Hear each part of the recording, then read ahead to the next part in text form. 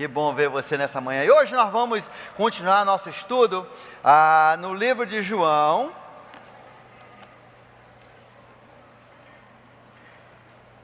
Sobre aqueles eventos que aconteceram, que catapultaram, que deram força para que a crucificação de Jesus se desse naquele momento na história, naquele dia exato que Deus já havia planejado desde a fundação do mundo. Então, para que acelerasse esse processo, para que acontecesse na data devida, de acordo com todas as profecias, dentro das cerimônias, então, esses dois eventos tiveram tudo a ver. E nós falamos que o primeiro evento, semana passada, o primeiro evento que realmente fez fervilhar os fariseus e os sacerdotes, os líderes da igreja judaica, né? Ou seja, essa reunião dos judeus na sinagoga e no templo, que eles tinham templo nessa época também, foi justamente a cura do cego. Na verdade foram dois cegos, mas só um que fez parte da história, porque o caso dele era um caso muito mais grave, um caso inédito, onde um homem que não tinha olho, só aquela massa, de repente Jesus cura esse cego de nascença.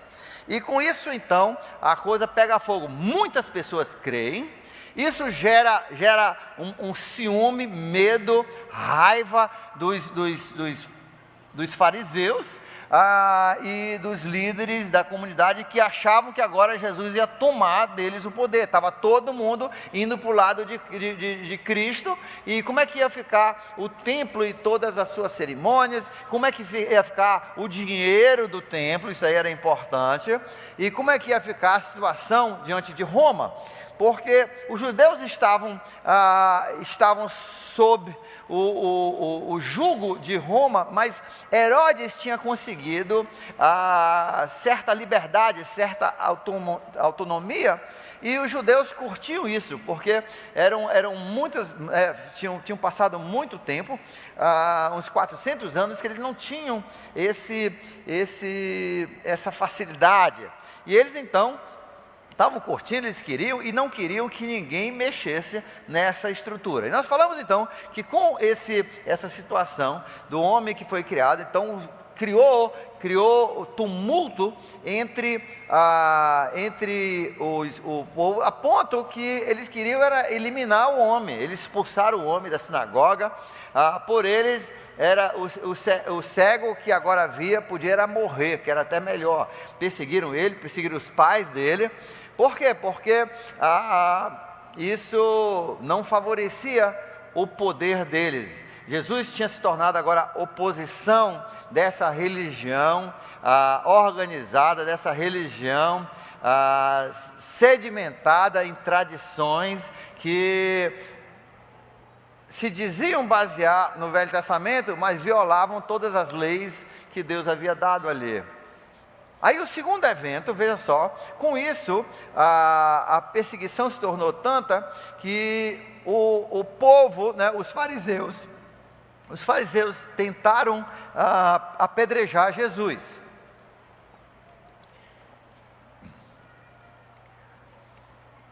Mas Jesus escapou. Mas antes disso, veja só, Jesus fala uma coisa importante, que é o divisor entre religiões cristãs, que são realmente cristãs, e aquelas que são seitas. Quando você fizer o curso de religiões e seitas, você vai ver que o divisor de águas é justamente esse fato que nós encontramos aqui no capítulo 10, verso 33, que eles iam apedrejar Jesus, não por nada que ele tivesse feito, mas porque ele se dizia Deus.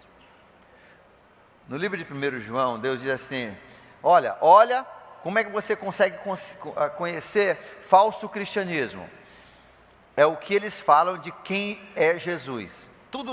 O que define uma religião verdadeiramente cristã ou não, e diferencia de uma seita, é que a religião cristã diz que Jesus Cristo é o Filho de Deus, Deus vindo em carne, se tornou ser humano, através de Maria, do milagre que Deus fez ali na clonagem de um corpo para ele, 100% Deus, 100% Jesus, que ele veio e morreu na cruz do Calvário, e assim pagou o pecado da humanidade. Agora, como homem, ele, como se fosse o novo Adão, né? A Bíblia chama ele de novo Adão. Ele então, como todos pecaram em Adão, todos foram pagos em Jesus Cristo. E então, Jesus é esse Deus que conseguiu fazer isso, ressuscitou o terceiro dia, né? E que a obra é toda dele, Então por exemplo, tem muitas religiões, inclusive que são cristãs, entre aspas, que assim acreditam que Jesus foi um bom profeta, que ele foi um Deus, mas não é o Deus, que o único Deus verdadeiro é Jeová. O que eles não aceitam é que Jesus é Jeová.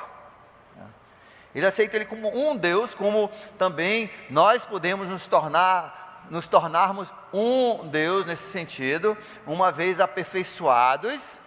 Então essas aí são seitas, não são na verdade verdadeiramente religiões cristãs, por mais que estão debaixo do guarda-chuva do cristianismo. Então veja, isso é importante, né? Isso é importante quando você estiver avaliando uma igreja, saber quem é Jesus, quem você diz que é Jesus. Essa é a pergunta que aparece muitas vezes no livro de João. Quem você diz que é Jesus? Porque isso define tudo, de acordo com a Bíblia, a sua vida eterna, a sua salvação, tudo. Jesus então, ele vai embora, ele foge com os seus discípulos. E agora, há uns 2 dias de distância, chega o recado de Marta e Maria, que eram irmãs do... Sua vez de falar. Irmãs do Lázaro, que ele estava muito doente a ponto da morte. Falando nisso aí, a gente ouve algumas histórias interessantes, né? Hoje tinha um velhinho aqui de manhã, bem doente, mas ele insistiu em vir para o culto porque ele teve uma parada essa semana, né? E interessante, ele falou, disse, e pastor, quando tive aquela parada, eu saí do meu corpo, e eu acho que foi para o céu. E ele começou a descrever, e o que ele descreveu foi exatamente que o pastor velhinho que me batizou também descreveu num incidente parecido com o dele. Igual, né? Gente, tem coisa, ontem eu li né, um WhatsApp, sempre tem que ter cuidado com o WhatsApp, mas eu creio, porque no Egito está acontecendo muitos milagres, muitas coisas. Deus já promete no Velho Testamento que no Egito haveria um grande número de crentes nos últimos dias. E está havendo um avivamento, não, está havendo um crescimento do cristianismo incrível. Eu tenho um amigo que é pastor em Cairo, e são incríveis as coisas que Deus está fazendo, porque assim, no Egito você não prega o evangelho assim claramente, você for estrangeiro, você pode ser até preso, entendeu? E pior ainda quando era a irmandade muçulmana, né? Aí o negócio era cruel. Agora está um pouco melhor, mas ainda tem, olha, os crentes foram banidos todos para a cidade do lixo, anos atrás, lá prosperaram muito, hoje são muito prósperos, mas ainda ficou muito difícil, a cassação de crentes que fazem isso é cruel. E essa semana veio que o homem matou a mulher porque ela estava lendo a Bíblia, não sei se você viu isso aí, enterrou a mulher junto com, inclusive ele vai ser executado, por esse crime, enterrou a mulher e a filha o filho de 8 anos, 7, 8 anos, e o bebê de eu acho que 3 meses, enterrou tudo junto. Gente, nós temos um Deus poderoso, é isso que eu quero que você entenda, coloque na sua cabeça. Você não está numa religião, se você está numa religião, você vai para o inferno, né? Religião não salva ninguém, igreja não salva ninguém. E esse poderoso Jesus, que ainda, ele trabalha ele trabalha através do Evangelho, sempre tem que ter o Evangelho. O Evangelho vai ser levado por pessoas. Mas olha só o que aconteceu, de acordo com o relato, inclusive foi para a justiça, foi feita uma reportagem sobre isso. E o homem enterrou as 2 crianças junto com a mãe, né? Alguns dias depois, um outro parente morreu e foram cavar no mesmo lugar e acharam a criança vivinha da Silva, né, o garoto e o bebê. O pessoal ficou sem entender. Ele ficou mais de uma semana enterrado, né? Como que isso acontece? Aí perguntaram, ele disse, todo dia vinha uma pessoa aqui comigo. Ele tinha marcas nas mãos e nos pés, e vinha me dar comida. E acordava a mamãe e dava de mamar para o bebê. Gente, esse é o nosso Deus. Esse é o nosso Deus, né? Sim, tudo a gente tem que, né, a gente olha, mas olha, no Egito estão acontecendo coisas assim, por quê? Porque eles não permitem a pregação do Evangelho, e onde não se permite a pregação do Evangelho, Deus vai fazer de outras formas, mas o povo escolhido vai ouvir o Evangelho, não aceita se não quiserem. Eu estou orando, eu oro muito pelo Egito, nossa igreja contribuiu para espalhar Bíblias, né, tudo clandestino, para poder espalhar essa verdade de Deus. Gente, é isso que Deus escreve essas coisas, eu quero mostrar para você, é por isso que Deus coloca esse testemunho aqui, que você sabe que é verdadeiro, para você poder bater a cabeça aqui e saber quem é nosso Deus. Aí lá, as duas irmãs dizem, olha, Jesus vem rápido porque o Lázaro está morrendo. E Jesus enrola mais 2 dias. Mas era um problema, porque assim, os 12 discípulos estavam gostando que Jesus enrolasse. Por quê? Porque lá eles tinham tentado apedrejar Jesus e os 12 discípulos. Por que eles queriam voltar para o lugar onde eles tinham sido expulsos, tinham tentado matá-los? Então eles não queriam voltar. E Jesus então, mas as duas irmãs queriam que ele voltasse para curar o irmão. Bem, Lázaro morre. Aí vem a notícia, Jesus, na verdade, ninguém nem avisa, Jesus já sabe que ele morreu, e ele já disse, olha, isso aqui não vai terminar em morte, não vai terminar em morte. E ele então volta, ele diz, vamos voltar. E eles voltam, e quando chegam de volta, tinha muitos judeus, a Bíblia diz que tinha muitos judeus que tinham vindo consolar essas duas irmãs, e Jesus chegou lá, e vocês lembram que a Marta foi logo correr né, para visitá-lo, para falar com ele, lamentou, chorou. Depois veio Maria ficou em casa porque ela estava meio chateada com Jesus, porque Jesus podia ter vindo, podia ter curado, porque ele não fez isso, e aquelas coisas de Maria.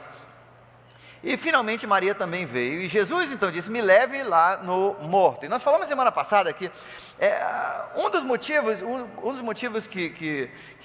pelos quais Jesus enrolou, é porque Jesus queria que Lázaro ficasse bem morto. Se Jesus tivesse ressuscitado, né, se Jesus tivesse só curado ele, ninguém tinha dado muito, porque ele já tinha curado centenas de pessoas. Pessoas tocavam na veste dele e eram curadas. Se ele tivesse sido enterrado só 1 ou 2 dias, iam dizer, não, ele estava em coma, e acordou, entendeu? Jesus queria um homem assim, agora em decomposição, fedido, podre, vermes já estavam comendo a carne dele, né? É isso que ele queria. Ele queria, porque ele queria, aqui, dá para você, primeiro ele queria mostrar o poder dele, segundo, ele queria fazer aqui um ultrassom, para eu e você podermos ver um pouquinho do que vem na nossa vida eterna. Eu vou já explicar isso aí. Ele queria abrir para a gente poder ver um pouquinho do que vem. Por isso que ele fez isso e ainda mandou escrever isso com uma das partes mais importantes do livro de João. Lázaro então ele morre, e Jesus vai lá à sepultura e diz, tire a pedra. Tire essa pedra. E olha só, eu quero que você note aqui, e a Bíblia diz, verso 43, acompanha, abre a sua Bíblia se você tiver, verso 43 do capítulo 11, 43, João 11, 43, tá? E depois de dizer isto, Jesus bradou em alta voz, e todo mundo, nós vamos falar com a voz de Jesus, tá? Vamos falar bem alto mesmo, tá? Já, Lázaro, venha para fora. Isso aí foi um anjo michuruca, isso aí não foi voz de Jesus não. Vamos tentar a voz de Jesus? Voz alta, olha só, vamos lá? Lázaro, venha para fora.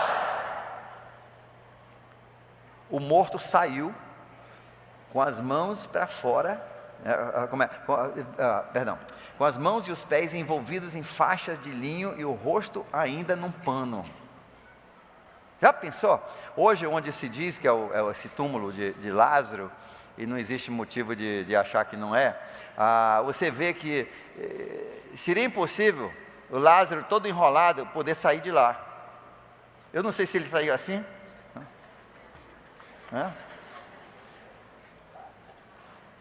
Ou se Deus simplesmente fez ele, quando ele ressuscitou, ele já caiu lá no chão, já, entendeu? Já saiu lá do túmulo, e caiu lá o homem, me tira daqui, né? Mas Jesus diz, tire esses panos, e olha só que lição maravilhosa, gente, quando Jesus transformou a sua vida, quando Jesus salvou você, Jesus ressuscitou você. Jesus ressuscitou você. Da perspectiva de Deus, você já nasceu de novo. Olha só, quantas mulheres aqui você ficou grávida em algum momento, aí você foi fazer ultrassom do bebê? Já fizeram? Ultrassom do bebê? Aí o médico, né, ou a enfermeira, alguém passa ali o mecanismozinho, aí você vê o que está lá dentro do útero. E você diz, o que é isso? É o seu bebê. Mas parece uma castanha de caju, né? Cadê a cabeça? Aí tiram foto, levam para casa, o marido ainda fica assim. Mas cadê o bebê? Está aí. Não, isso aí? Cadê o bebê? Eu não vejo. Isso parece uma castanha, né? Isso parece uma castanha. O que é isso? E assim também, veja só, mas um dia aquela castanha não é castanha, você vai descobrir, se torna essa pessoa maravilhosa, grande, que enxerga a vida. Jesus estava dando aqui, o que ele entendia? Ele queria que a gente entendesse um pouco de como vai ser a ressurreição. No momento que você creu, a Bíblia diz que você nasceu de novo, a sua ressurreição começou. Deixa eu repetir isso aí. No momento que você creu, o Espírito Santo entrou em você. No momento que você creu, o Espírito Santo entrou em você. Quando é que o Espírito Santo entrou em você? No momento que você creu, entregou a sua vida a Jesus, o Espírito Santo entrou em você, a sua nova vida, você nasceu de novo, está lá, a castanhinhazinha, está ali, você é a castanha, está aqui. Né? Uns castanha menor, outros castanha maior, uns castanha mais duro, né? Mas todo mundo é castanho, um no outro. E Deus então, Ele fez aqui uma ultrassom para você poder olhar, porque a sua ressurreição já começou. Um dia, aquela castanhinha vai se tornar uma pessoa eterna, com corpo eterno. Mas sua vida já começou. Você já está no útero de Deus. Deus quer que você entenda isso. E um dia você vai explodir. Como um dia a criança explode para essa vida maravilhosa e vê tantas coisas que ele não sabia, e ele começa a ter consciência de quem ele é, e um dia você vai explodir nessa vida, né? Você vai de repente ver, a Bíblia diz coisas que seu ouvido não ouviu, seus olhos não viram, e sua mente nunca conseguiu conceber, de tão fantástico a vida que Deus guarda um dia para quando você, aquela castanha, você castanha, nascer.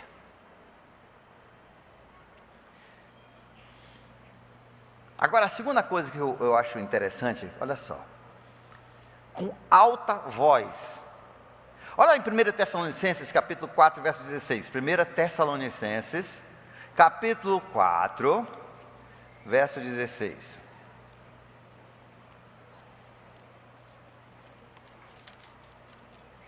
Olha só como é paralelo. É o mesmo Jesus. Ele vai fazer do mesmo jeito. Por isso que eu digo, Jesus estava tentando passar aqui, por isso que ele fez isso logo antes da sua crucificação. Ele queria deixar para a gente um registro, só da gente poder brechar, da gente olhar por um espelho obscuro, um espelho embaçado, um pouquinho do que vem. No capítulo 4, verso 16, ele diz assim: e dado a ordem, falando sobre o dia do Senhor, quando ele vai voltar, e dado a ordem, com a voz do arcanjo, Jesus é o arcanjo, com a voz do arcanjo, o soberano sobre o anjo, o rei dos anjos, com a voz do rei dos anjos, e o ressoar da trombeta de Deus, o próprio Senhor descerá dos céus e os mortos em Cristo ressuscitarão. Vai ser a mesma coisa. Haja vida, ressuscite, e vai pular a gente ali no cemitério São Batista, rapaz, vai ter pedra caindo para todo lado, puf, entendeu como é a coisa? Aqui do Tarumã, não quero nem saber, vai bater coisa até onde eu moro ali, de explosão que vai ter ali naquela terra, Vai ter cadáver que vai sair lá do outro lado do rio e vai bater aqui desse lado. Vai. Deus vai ressuscitar todos os mortos. Ele vai pegar do seu DNA, ele vai fazer um corpo, sim. Essa imagem, você sempre vai ser um pouco parecido. Graças a Deus, não muito parecido, né? Você vai ser um pouco parecido. A Bíblia nos ensina isso, nós não vamos entrar nesses detalhes.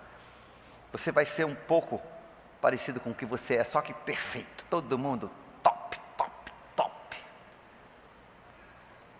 Sem pecado. Sem problemas emocionais, sem problema de saúde. Sem arritmias do coração. Sem dor nas pernas. Sem dor de cabeça. Sem leseira na cabeça. Isso é o melhor de tudo. Você vai ressuscitar e você vai viver para sempre. Numa terra reformada, ligado agora com o céu celestial que vai se juntar a essa terra, com o próprio Jesus, com anjos para todo lado, com acesso aos lugares de Deus, e ainda podendo comer e beber. Isso é maravilhoso, não é não? É uma festa. E Deus quer então que você entenda que isso já começou para você que crê em Cristo. Por isso que ele fez esse ultrassom aqui, do que vem, porque Ele quer que você entenda o que vem. Vai ser do mesmo jeito, Ele vai gritar com a voz do arcanjo, Ele vai dar um brado, e os mortos em Cristo vão sair da onde estiverem, e vão receber seu novo corpo. Vão passar um tempinho com Deus, para Ele reformar essa terra, depois voltam. E a Bíblia diz que, com isso, muitos creram nele. Verso 45, inclusive entre os fariseus, porém tinham medo de ser expulso das sinagogas e do templo, e por isso não o confessaram publicamente. Olha só, por mais que eles vissem, soubessem que ele era o Messias, creram que ele era o Messias, em vez de largar aquelas tradições sem sentido e se apegarem a esse Messias que a nação tinha esperado 4.000 anos, 2.500 anos que era a nação, mas 4.000 anos desde o início, e em vez de se apegarem ao Messias prometido, não, eles tinham medo dos homens expulsarem da sinagoga, porque eles achavam que de repente eles tinham que estar na sinagoga para poder ter salvação. E não se alinharam com Cristo. Muitos creram, mas não se alinharam. Depois disso, aí sim, aí começaram a tentar procurar uma forma de matar Jesus. Porque eles entenderam que agora todo mundo ia passar para o lado deles. Não ia mais existir necessidade para sacerdote, não ia precisar mais do templo, não ia precisar de mais nada, ele ia tomar tudo. Aí começaram um plano para matar Jesus. Inclusive, você vê no capítulo 12, eles queriam matar Lázaro também. Olha só, aquilo que eu falei, o cego foi curado e agora queriam destruir o cego. Lázaro ressuscitou dos mortos e eles queriam matar ele de novo, eles não queriam ressuscitar. Eles não queriam testemunhas, eles não queriam que pessoas falassem de Jesus. Você ressuscitou quando você creu em Jesus Cristo, você recebeu. Sim, você ainda vai receber seu corpo, mas a sua vida começou, é ultrassom, está lá dentro. Quando Deus passa o ultrassom, Ele vê a castanhinha lá. Uns já estão maiorzinhos, entendeu? Já estão maiorzinhos, já tem até um rabinho agora, né? Primeiro, depois o peixinho, depois parece um sapinho, depois o rabinho, né? Não é isso? Um dia cai o rabo. Você já está desenvolvendo, alguns já estão maiores, já começa a ver, já dá para ver o olho, já dá para ver as mãozinhas. E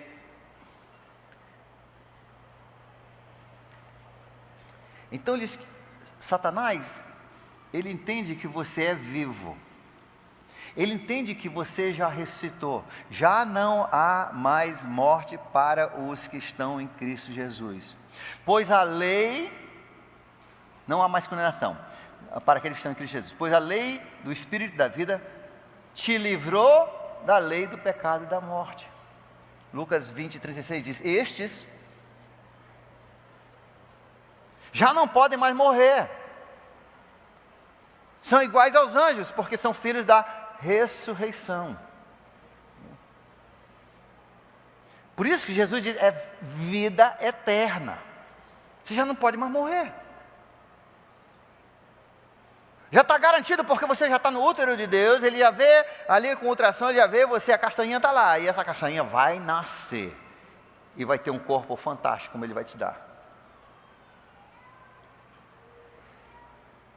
E Satanás não gosta disso.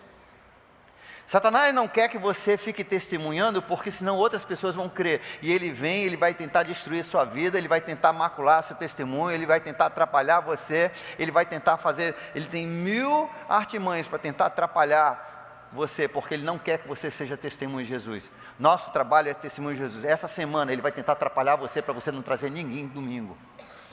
Porque vai ter muita gente que vai nascer, vai ter muita castanha nascendo no útero de Deus domingo. Vai. E Satanás vai atrapalhar, ele vai tentar seduzir você, ele vai tentar você essa semana, viu, homens? Satanás vai tentar você, ele vai tentar adoecer você, ele vai tentar estragar o som aqui, ele vai tentar de toda forma, porque Satanás sabe que aqui vai ser Balbina, né? Não vai ser Balbina Mestre, não, vai ser Balbina nova igreja, vai nascer muita gente aqui.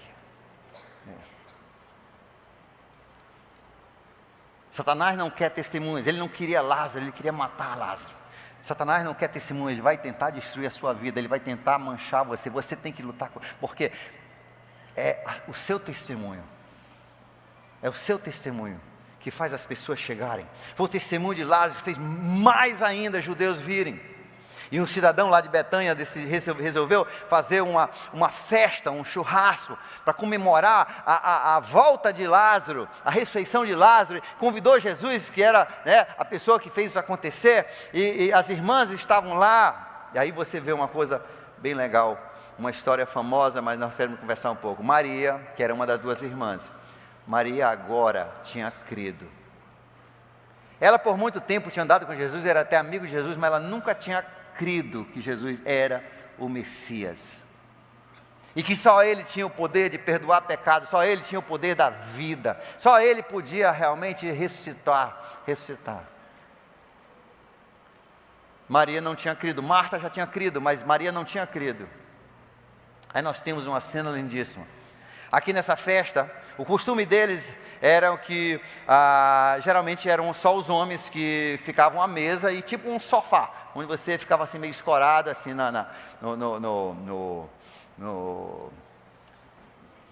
no braço da poltrona, e aí tinha a mesa e você comia dali, e conversava e comia, né? Por isso que ele diz que eles se reclinavam à mesa, não era sentado, eles não sentavam como a gente. Eu acho o nosso melhor agora, né?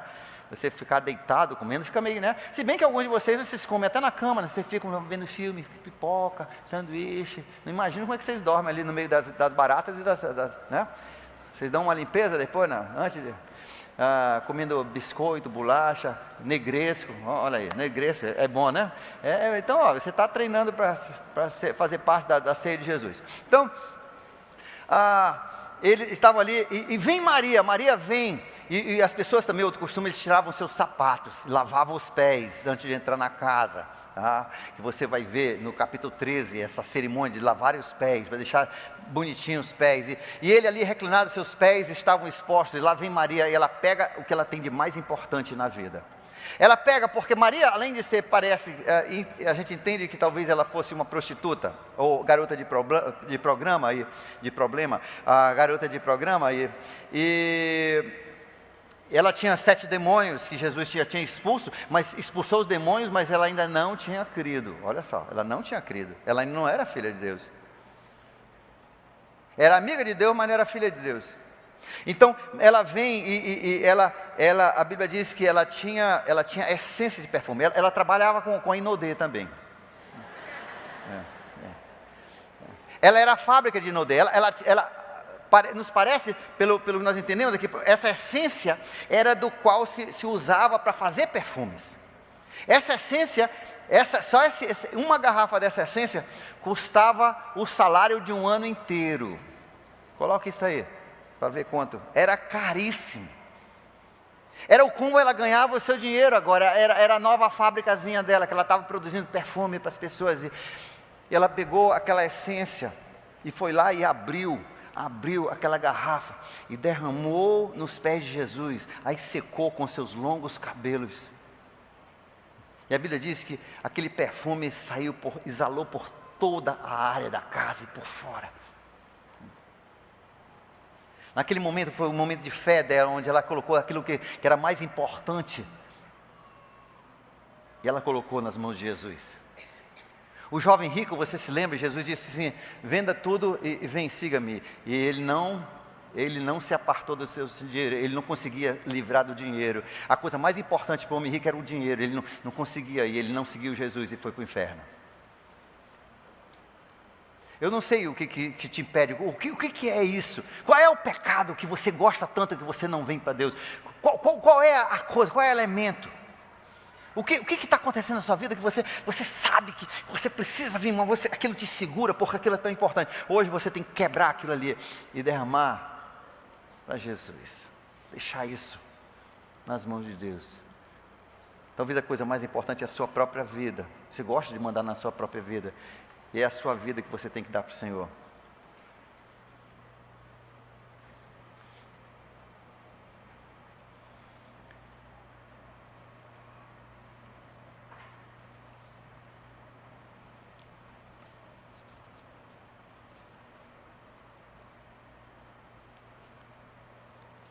Maria creu. E através desse ato de dar o que ela tinha de mais precioso, ela demonstrou, ela falou, ela conclamou Jesus como seu Senhor. Agora veja só, 2 semanas depois, Jesus ressuscita. Esse evento aqui, desse banquete, aconteceu 2 semanas antes de Jesus ressuscitar. De 10 dias a 2 semanas. Olha só então, olha só como Deus queria. De novo, Ele está tentando ajudar a gente a entendermos. Ele ressuscita, primeiro Ele cura, né? Mas em comparação à cura de um cego, para ressuscitar o morto não tinha nem mais olho, né? Os bichinhos já tinham comido o olho dele, ele não tinha mais nada, né? O cego pelo menos tinha uma massa ali, tinha o resto do corpo. Lázaro já estava tudo estragado, já estava podre. Você entendeu? Jesus foi lá e foi um milagre, Ele curou, foi tudo. De uma pancada só, ainda botou vida de novo dele, fez ele voltar.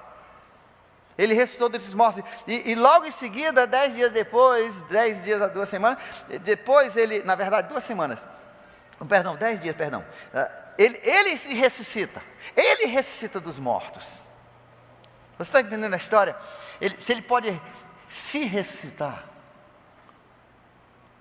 se ele pode ir para o inferno e voltar, se ele pode ressuscitar dos mortos, e ele pode ressuscitar os outros mortos, não há mais poder da morte nas mãos de Satanás. Ele venceu Satanás. Ele tirou o poder de Satanás. Não há mais nada que possa te segurar no inferno. Jesus tem o poder de te tirar de lá. E Ele quer fazer isso. Ele quer que você nasça, que você tenha essa vida para o qual Ele te criou.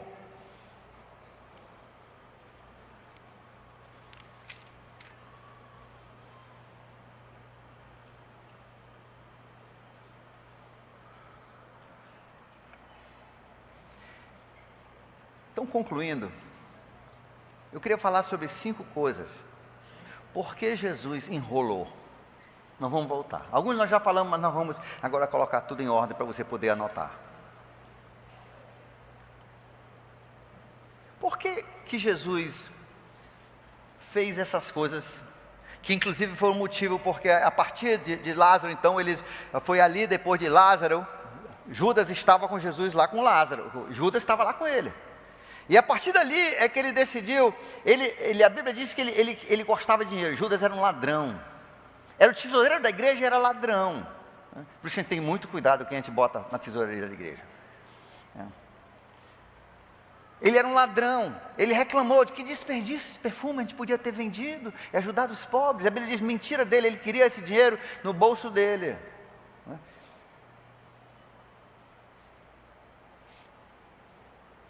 E logo em seguida, quando ele viu que não deu certo aquilo ali, ele tinha andado com Jesus, ele tinha andado na companhia de Jesus, ele tinha feito milagres, ele tinha visto todo o poder de Deus, aqueles 3 anos, mas ele não era convertido. Ele não cria que Jesus era o Messias. Ele entendeu, procurou uma oportunidade de vender Jesus por dinheiro. Ele tinha se aliado, você vê a verdadeira razão por que tinha se aliado a Deus, por que ele aceitou ser discípulo de Jesus, porque ele achava que ali ia ter dinheiro. E como ele viu que Jesus era para morrer, ele tinha que fazer alguma coisa rápido, porque senão Jesus ia morrer e não ia dar nada para ele. Ele tinha desperdiçado 3 anos de investimento da vida dele sem ganhar nada. Então ele ia trair Jesus, pelo menos umas moedas ele ia ganhar. Por isso que ele traiu Jesus, porque ele nunca creu.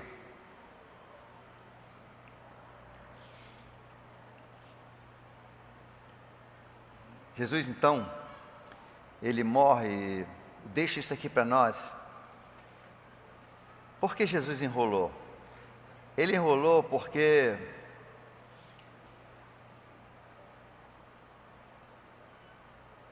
primeiro, por maior que seja o problema que você tem na sua vida, por maior dificuldade que você passa, ou de saúde ou financeira, gente,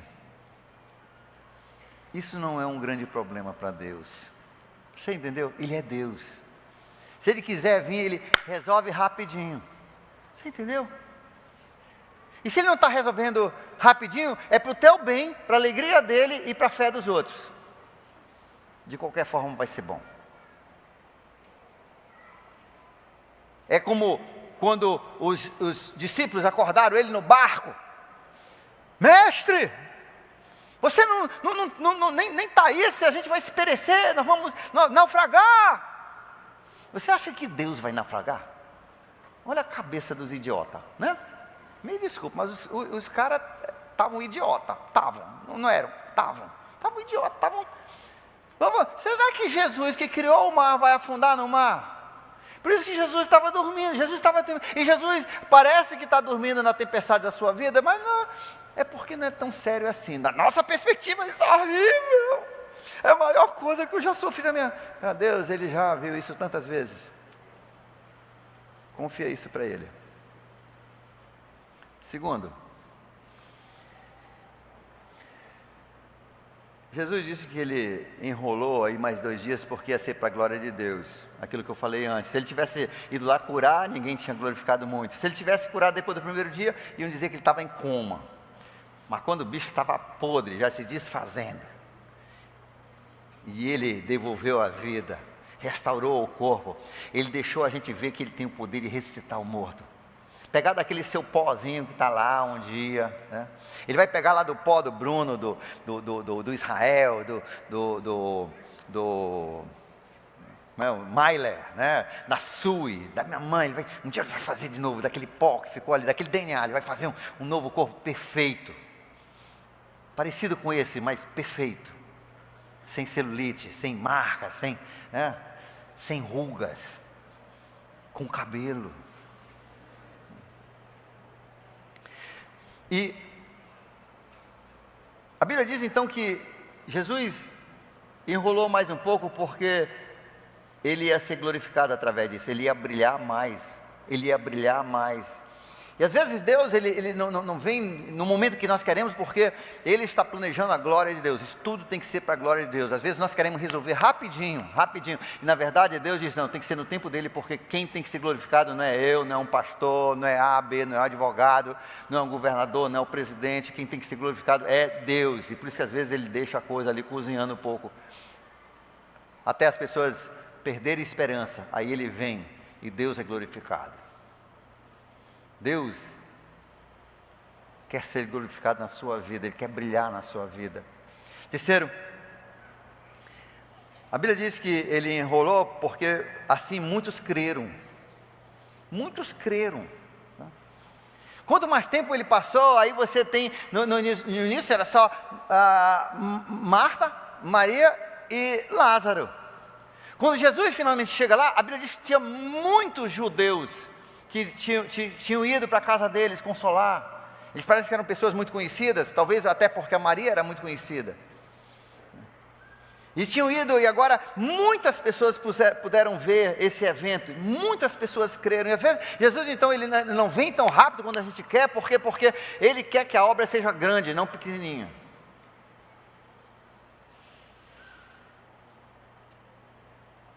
Jesus enrolou porque Ele queria fazer um ultrassom da nossa vida eterna. Ele queria que você visse como é que vai ser.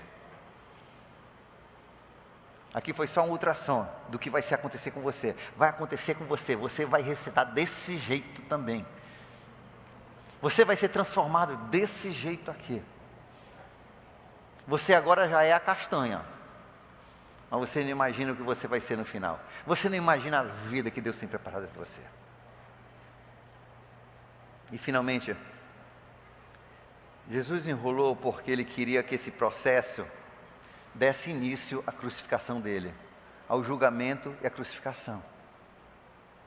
E a crucificação dele só podia ser no dia da Páscoa, no dia da preparação da Páscoa. Por quê? Porque Deus havia dito que Ele era o Cordeiro que ia ser sacrificado pelo pecado do mundo. Inclusive é interessante, no meio de toda essa briga, Caifás, que era o sumo sacerdote da época, que era para ser o cara top, mas que tinha virado uma função política. Ele inclusive, lá ele disse, quando as pessoas estavam dizendo, olha, nós vamos perder o nosso poder, se esse Jesus continuar, as pessoas estão tudo crendo nele. Aí ele fez uma profecia, ele falando, olha só, ele falando, olha, é melhor a gente sacrificar um do que perder todos. Então vamos sacrificar um a favor de todos. Ele estava falando do Império Romano, de sacrificar Jesus. Mas a Bíblia diz que era tipo Balaão. Balaão falava a maldição e saía a bênção. A Bíblia diz que isso aqui foi uma profecia de Deus, sim. Um vai salvar todos. Um vai morrer por todos. Mais uma profecia. E ele diz, e não somente, verso 52 do capítulo 11, ele diz, e não somente pela nação de Israel, daquele povo judeu, mas, olha só, mas também por todos os filhos de Deus que estão espalhados nas outras nações. E isso me inclui. Jesus fez isso porque Ele queria que eu e você soubéssemos que nós também podemos ser salvos. Aqui Ele estava dizendo assim, agora todas as nações são meus filhos. Vai ser uma só nação, um só povo, a minha família. Jesus fez isso dessa forma, porque Ele queria começar o processo da crucificação no dia certo, na hora certa, da maneira certa, como havia sido profetizado. Ele tinha que ser crucificado, ele tinha que ser furado o lado, ele tinha que ser, as suas mãos tinham que ser pregadas, tudo isso foi profecias, para que as pessoas soubessem, esse é o Messias, e depois ele ia ressuscitar dos mortos. Depois de ter ido para o inferno, pagar nosso inferno, ele ia ressuscitar dos mortos. E Jesus queria que a gente soubesse, para nós podermos colocar nossa fé nele. Hoje, alguns talvez sejam como Maria, está demorando a cair a ficha. Você é amigo de Deus, amiga de Deus, mas ainda não caiu a ficha. Na verdade, você ainda não entregou o seu todo a Ele. Você ainda tem aquelas coisas que são suas. Isso aqui não, isso aqui é meu. Não mexa com isso, isso é meu, isso é importante para mim. Deus está dizendo, olha, tem que vir tudo, a sua vida. É tudo ou nada. Outras pessoas são como esses, até a Bíblia diz, pessoas, esses sacerdotes e fariseus que creram nele, mas tinham medo de perder status, tinham medo do que as pessoas iam falar, tinham medo da família, tinham medo da sociedade. Talvez tem pessoas que hoje sabem que Jesus é a solução do seu pecado. A única forma de você ter vida eterna, mas você está com medo. Você não vai ter salvação assim.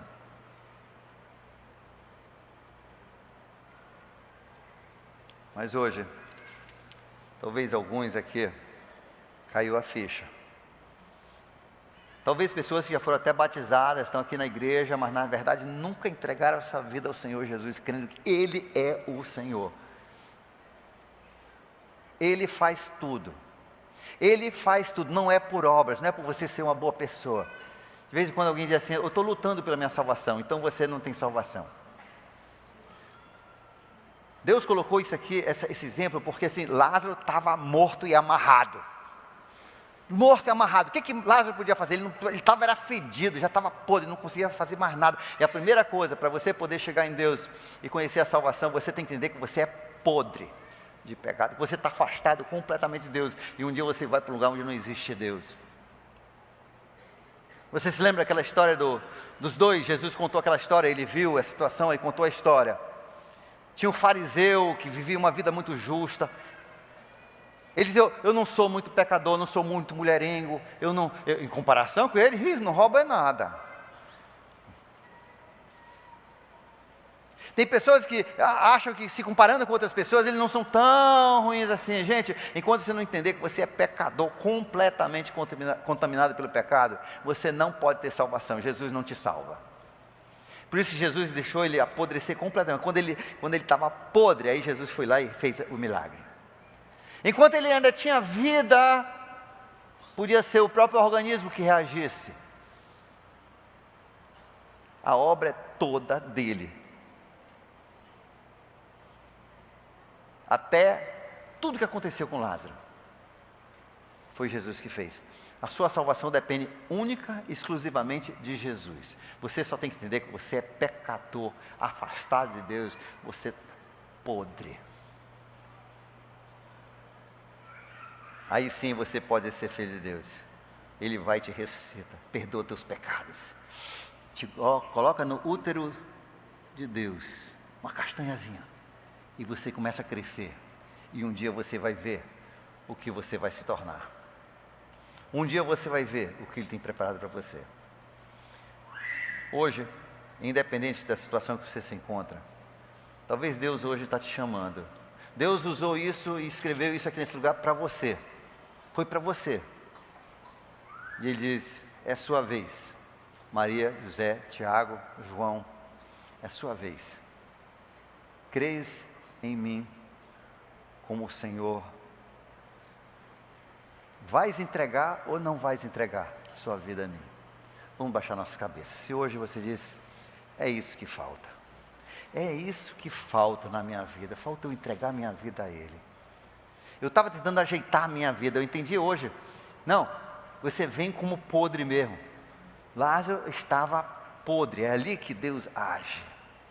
Enquanto aquele fariseu se achava tão bom, a Bíblia diz que ele foi para casa a caminho do inferno, e o publicano ali fez aquela mesma oração, ele dizendo, ó Senhor, tenha misericórdia de mim, eu sou um homem tão pecador. Jesus ali, ele foi para casa, salvo, com salvação.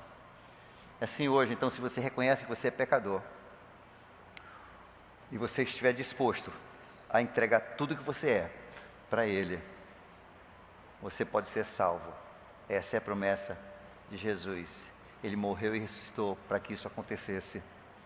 Fale para Deus. A Bíblia diz em Romanos capítulo 10, versos 9 e 10, que com o nosso coração e nossas emoções, nossa mente, nós cremos nessas verdades que ouvimos, mas com a nossa boca nós temos que confessar, nós temos que mostrar para Deus, nós temos que confessar, Jesus, Tu és o meu Senhor, eu entrego a minha vida para Ti.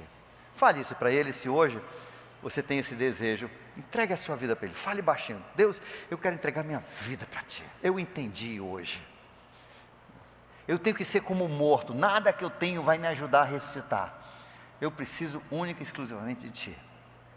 Fale isso. A Bíblia diz que com a boca se confessa para a salvação. Pai querido, Tu sabes e conheces o coração de cada pessoa aqui. Tu sabes aqueles que nesse momento estão falando para Ti, Senhor, estão entregando as suas vidas a Ti.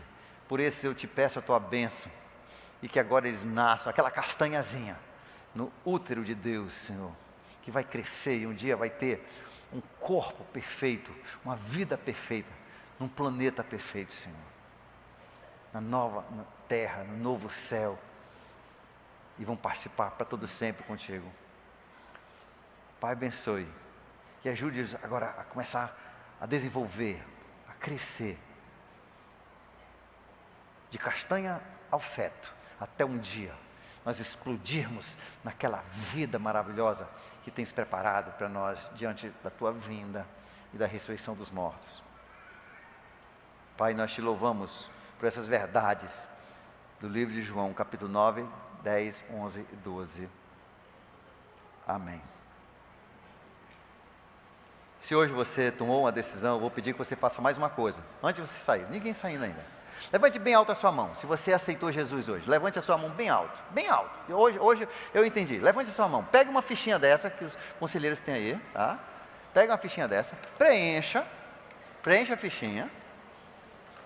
E depois de preencher, na saída da porta, você deixa com os anfitriões para eles passarem para a gente, tá? E daqui 2 semanas, depois da Páscoa, vai ter a turma de um com Deus. Você vai fazer um com Deus, tá? E vai dar prosseguimento nessa nova vida que você tem. Você é uma castanha no útero de Deus. E você vai crescer, e um dia você vai ver o que você vai se tornar, tá bom? Então entregue, tá? Pega a fichinha, depois você entregue para os outros. Bom almoço, e a gente se vê domingo que vem.